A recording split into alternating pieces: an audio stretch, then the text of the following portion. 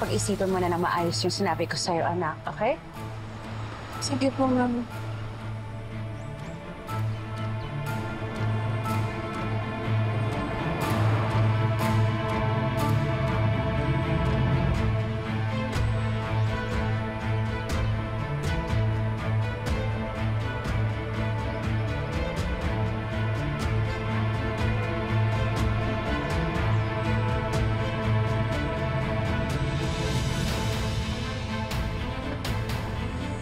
Ma'am, Yes?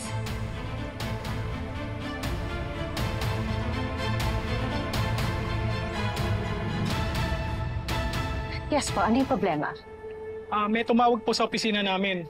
May nireport na may robbery dito sa area nyo. Sa banda rito po tumakbo ang suspect. Baka po may nakita kayong umaali-aligid na lalaki.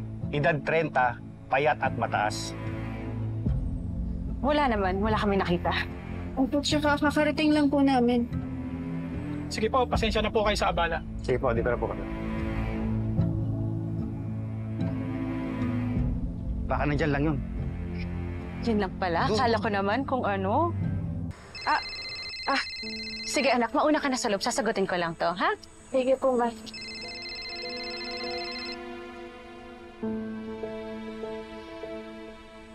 Hello, sino to? Si Attorney Adrian, lawyer ni Charlene. O, ano gusto mo? Papunta na ako kay Charlene para sabihin yung mga nalalaman ko tungkol sa'yo. Ano naman pinagsasasabi mo, ha? Alam ko na yung mga sikreto mo. Alam ko na kung nasan si Leilani. Magkita tayo. Pag-usapan natin kung anong gagawin.